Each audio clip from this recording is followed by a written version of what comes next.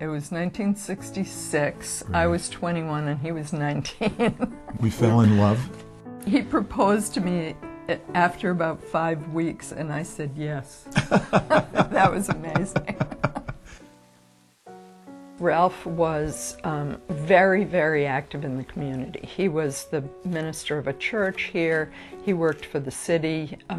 He led campaigns for human rights. People used to say he was like the mayor of Davis Square because he was just so outgoing and knew everybody. He started having trouble functioning and focusing on his work and lost a couple of jobs because of that. I did know that there was something going on, but honestly, it didn't seem to me to be anything awful. But it was odd. Did you get a garlic, honey? Yeah. There were things that I used to be able to do like that, but now, not so much. We started a series of testing. And we would go for testing and the doctors would say, no, it's nothing really, it's just depression, or he's just getting old, or you know, and he was in his 50s. This went on for years. I got really upset at work and someone recommended somebody to me, a doctor who specialized in Alzheimer's. I was diagnosed with Alzheimer's. It was startling, actually, when I really realized that was what was going on in my head. My first reaction was to start crying. I mean, it was sad, but it was confirming also. It confirmed to me that there was something wrong. One of the things I believe is most important in getting a proper diagnosis of Alzheimer's is that it allows the person affected by the disease and their family to make long-term plans in terms of health care, financial decisions, lots of things that will be affected by the course of the disease. Just knowing what one has gives the ability to take control and make plans for your own future. That's incredibly important in and of itself. It took me a long time, I have to say, to say, okay, this is really happening to me. It's easier for me than it is for Leslie. I mean, it's much harder for her. The biggest challenge for me in this is seeing Ralph fade. Not being able to do things he used to be able to do so easily, struggling with tasks, and getting upset with himself. That's the thing that's really the hardest. It used to be when we were, we were partners like this, but now Leslie's the person who makes our life work.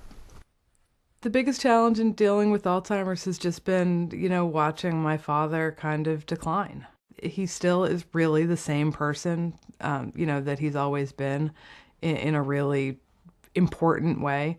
And in another way, he really is quite different. It's a lot harder for him to express himself. And really talking was always one of the things he did best. The Alzheimer's Association allows for people to get all kinds of services within their own communities. Those people get education, they get counseling. It makes a tremendous difference for the caregivers and the patients alike. The association was just wonderful. They told us about services that the association had. She told us about the kinds of legal and medical information that they had. And we immediately got involved in an early stage support group at the Alzheimer's Association. I got involved with a support group for the children of people with younger onset Alzheimer's. It's been great to meet other people in similar situations. We get to have the resources and hear about what needs to happen, or what we should make sure our parents are doing or taking care of. The Alzheimer's Association has just been so important to us. It feels like a family to us. It does feel like a place where we know we're understood, we know we can get answers to questions. That those services are free is something that I wish more people would know about who can't afford services. The Alzheimer's Association has made such a difference in moving forward the research agenda.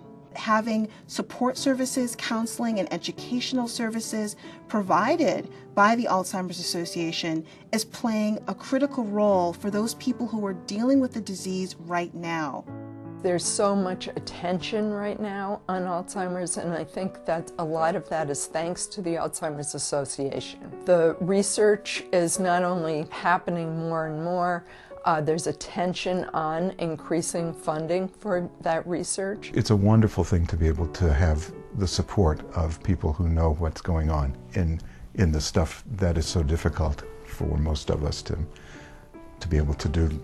There's reason to hope because the awareness of how widespread the disease is growing. And people understand now more and more how this affects not only old people, but people who are younger and younger. And I think that a lot of that is thanks to the Alzheimer's Association.